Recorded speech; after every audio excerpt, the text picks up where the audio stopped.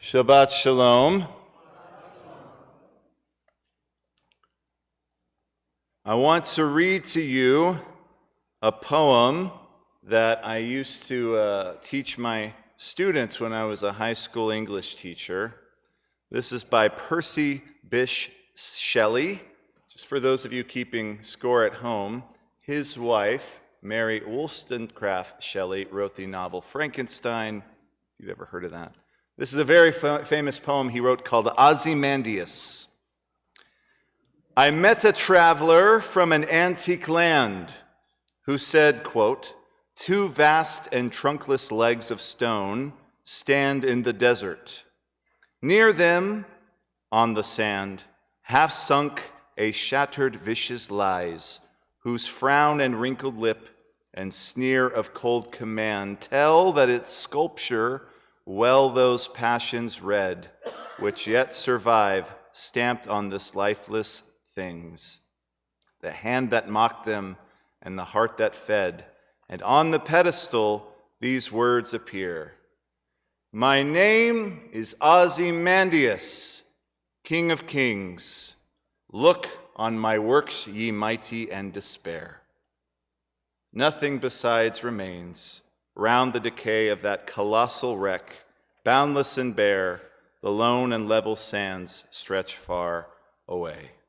Now, this poem, simply just called Ozymandias, has always been a favorite of mine, and it depicts a very powerful image. It describes an enormous Egyptian statue, but only the legs remain of the statue, and it's lying in waste in the middle of the desert. But ironically, the inscription on this crumbling statue declares, "My name is Ozymandias. I'm the greatest king that ever lived. Look at all what I have accomplished.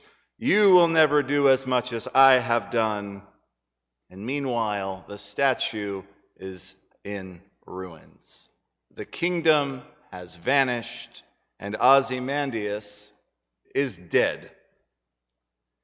Powerful kings like to declare their power, and they try to do so even in death. But here's the thing: you can build yourself the most awesome, immaculate, incredible tomb, but if you're not around to take care of it, you better have someone who is.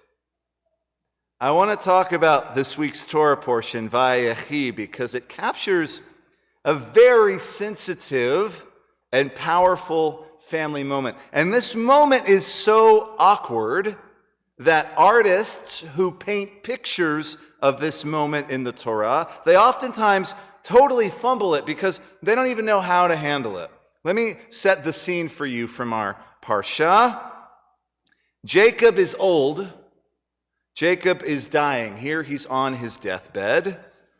Jacob and family have finally moved to an area of Egypt called Goshen. All of Joseph's brothers, all of their wives, all of their children, everyone has moved to Egypt to escape the famine and the drought back in Canaan. Joseph, you'll recall from the story, has been promoted to second in command of the entire country. But needless to say, he has a strained relationship with his family, who sold him into slavery and pretended that he was dead.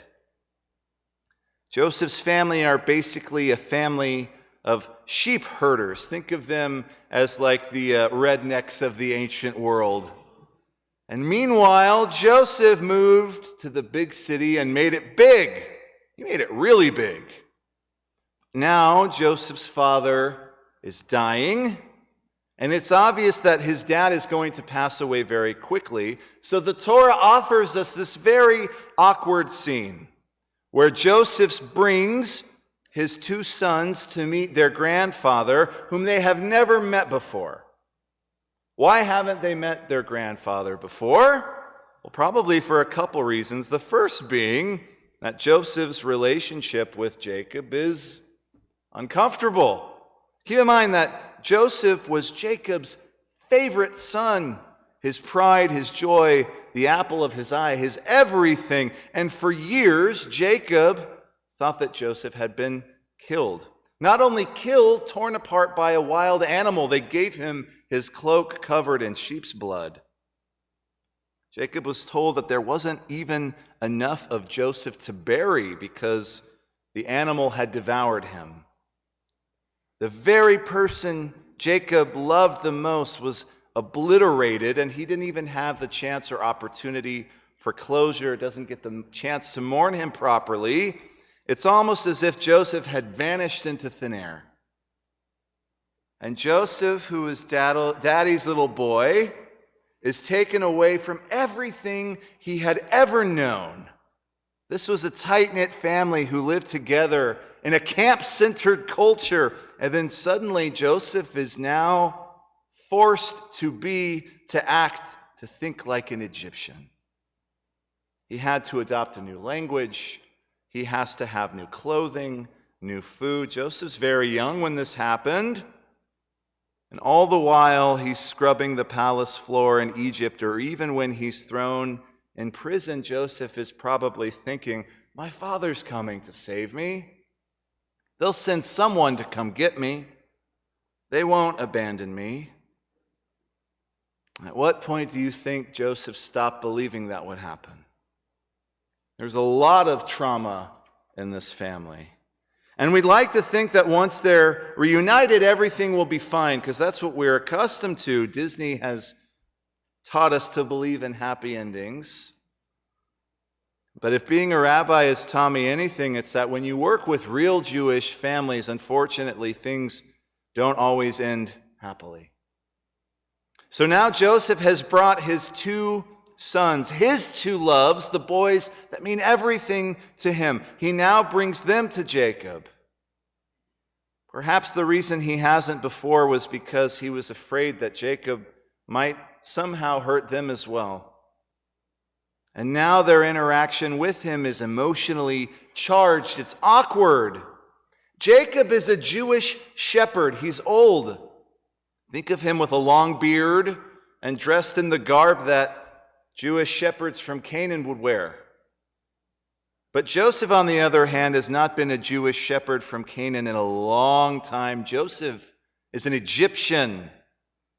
Joseph is basically an Egyptian king, and you should know that Joseph is basically an Egyptian god. Egyptian worshiped their royalty as if they were gods themselves. Historically, sometimes it's hard to ascertain if certain biblical characters are actually real, but we know that Joseph was real because there are Egyptian manuscripts and hieroglyphs that refer to Joseph as a god called Serapis, and we have evidence that later Egyptians might have even worshipped him. There are statues of Serapis that ancient Egyptians worshipped.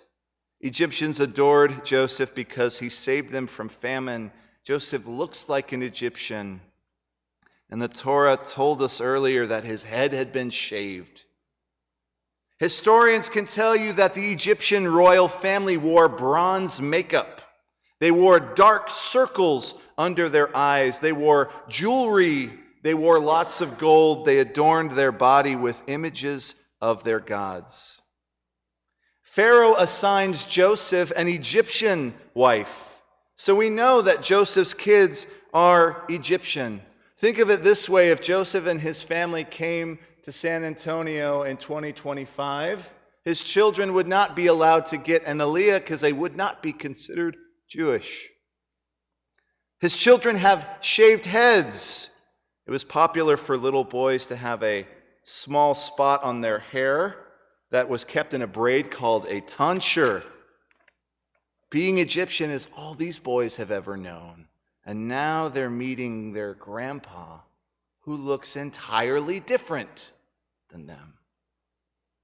Remember how I said that artists mess this scene up all the time? I encourage you to Google this. Google an image of a picture of this scene from the Torah, and you'll always see Joseph and his family painted as Jews. That's not how it would have happened. So what happens during this meeting? Well, Jacob can hardly see because he's old and dying. So when Jacob understands that Joseph is there with his two boys, his grandsons, Ephraim and Manasseh, who, by the way, we just blessed our males in the sanctuary or the social hall to be like them, Ephraim and Manasseh. Jacob brings them in and he hugs them and he kisses them. And he's never met his grandchildren before, and he realizes that this is the last time he'll ever interact with them. And then he says something that gives me chill bumps every time I read it. Jacob tells Joseph, quote, "I never expected to see you again, and here God has let me see your children as well." Jacob knows that this moment wasn't supposed to happen. Now, I wish the story would end here, but it doesn't, because Jacob's really going to mess things up. He wants to give the boys a blessing, and then the following happens. This is right from the Torah. Jacob stretched out his right hand and laid it on Ephraim's head, although he was the younger son, and his left hand on Manasseh's head, thus crossing his hands. Does it in the wrong order, although Manasseh was the firstborn. Jacob puts the wrong hands on the wrong heads. It's Manasseh that should get the blessing. He's the firstborn. And Joseph notices the error and tries to correct him, but Jacob objects and says, quote, "I know, my son, I know. Manasseh too shall become a people, and he too shall be great. Yet it's his younger brother Ephraim that shall be greater than he, and he and his offspring shall be plentiful enough for the nations." So Jacob blessed them that day, saying, "By you shall Israel invoke blessings, saying, God shall make you like Ephraim and Manasseh."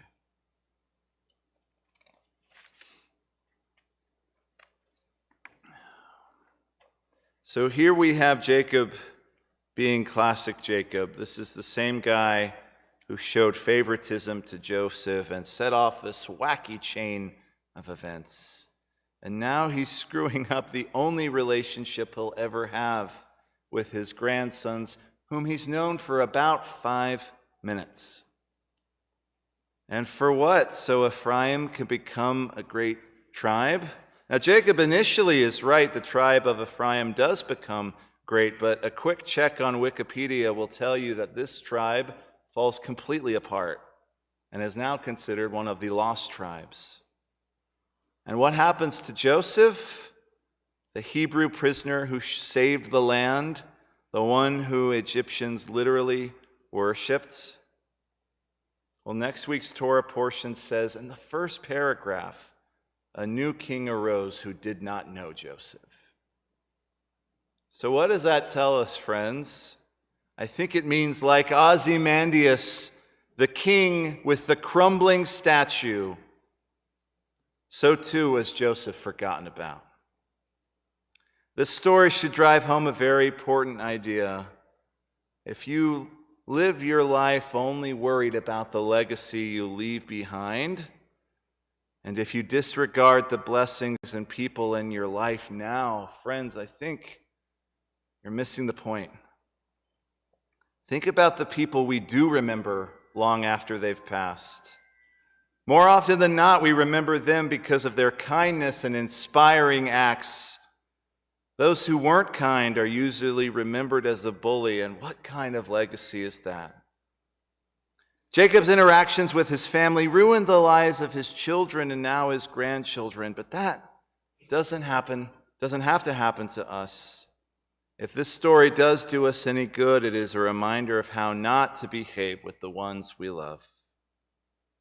So don't worry about leaving a statue behind for the world to remember you by. Rather, focus on being a statue now, sculpted by our God, the Master Creator. Shabbat Shalom.